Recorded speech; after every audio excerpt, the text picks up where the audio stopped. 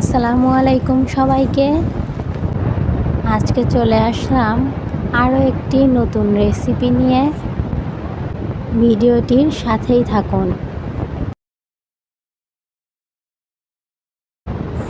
আজকে আমি রান্না করব গরুর ভুঁড়ি ভুনা। এটাকে আমি গ্রেভি রেখে নরম নরম করে রান্না করব। আমি এখানে 1 কেজি পরিমাণ গরুর ভুঁড়ি পরিষ্কার করে লবণ হলুদ দিয়ে সিদ্ধ করে নিয়েছি। সিদ্ধ করার পর অনেক ময়লা বের হয়, সেগুলোকেও ধুয়ে পরিষ্কার করে ফুল প্রসেস করে নিয়েছি। এটাকে আমি খুব সহজভাবে ও ঘরে থাকা মশলা দিয়ে আজকে রান্না করে দেখাবো। এখানে আমি 2টা শুকনো মরিচ নিয়ে নিয়েছি আর নিয়ে নিচ্ছি 7-8টা ছোট সাইজের সাদা এলাচ, নিচ্ছি 3-4টা তেজপাতা, 1 ইঞ্চি সাইজের 4টা দারচিনি টুকরা নিয়ে নিব, সাথে 5-7টা লবঙ্গও নিয়ে নিলাম। এখন আমি একটা বাটিতে 1 টেবিল চামচ মরিচের গুঁড়া নিয়ে নিচ্ছি, 1/2 টেবিল চামচ ধনিয়া গুঁড়া, 1/2 টেবিল চামচ হলুদের গুঁড়াও নিয়ে নিলাম, স্বাদ মতো লবণ দিয়ে নেব। শুকনো উপকরণগুলো আমি ভালোভাবে মিশিয়ে একটা সাইডে রেখে দেব। আগে থেকেই শুকনো উপকরণগুলো এভাবে ভিজিয়ে রাখলে গ্রেভিটা অনেক ঘন হয়। আপনারা চাইলে কষানোর সময়ও দিয়ে নিতে পারেন। এখন আমি কিছু মশলা বেটে রেডি করে নিলাম। 1 কাপ পরিমাণ পেঁয়াজ কুচিও করে নিয়েছি। এখানে আমি 1/2 চামচ গোলমরিচ, 1.5 চামচ রসুন বাটা, 1 চামচ আদা বাটা ও 1 চামচ জিরা বাটা নিয়ে নিচ্ছি। সব মশলা রেডি করে আমি চলে যাচ্ছি মূল রান্নায়। একটি প্যানে তেল দিয়ে নেব। এখানে 1/2 কাপ থেকে একটু বেশি তেল রয়েছে, আপনারা আপনাদের পছন্দ মতো দিতে পারেন।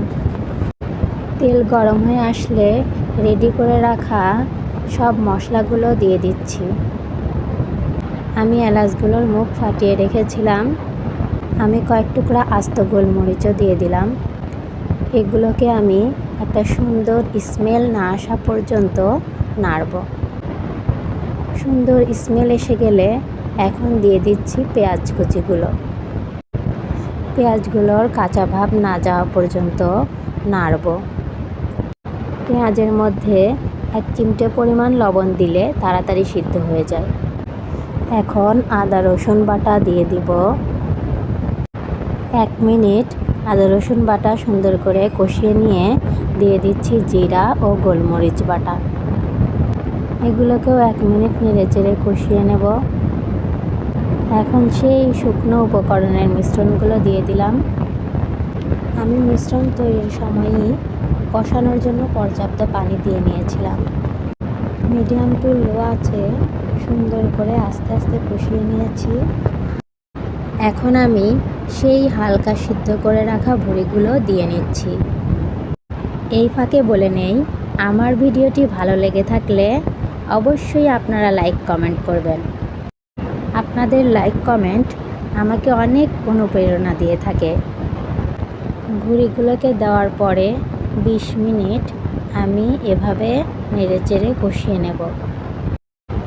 এর থেকে যে পানি বের হয়েছিল সেই পানি দিয়েই ভুঁড়িগুলো কষানো হয়ে গিয়েছে।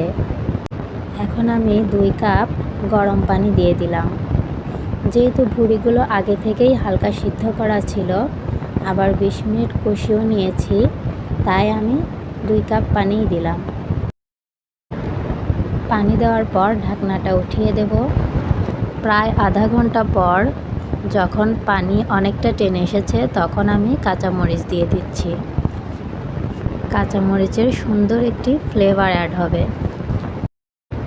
আমি কিন্তু এই 20 মিনিটে 2-3 বার এভাবে নেড়েচেড়ে দিয়েছিলাম। আবার আমি ঢাকনা উঠিয়ে দিচ্ছি। প্রায় 20 মিনিট পর আমি আবার ঢাকনা তুলে নিয়ে দিয়ে দিচ্ছি 1 চামচের মতো জিরা গুঁড়া। আমি আবারও ঢাকনা তুলে দিয়ে 10 মিনিটের মতো দমে রেখেছিলাম। এই যে রান্নাটির ফাইনাল লুক। ভিডিওটির সঙ্গে থাকার জন্য আপনাদেরকে অসংখ্য ধন্যবাদ।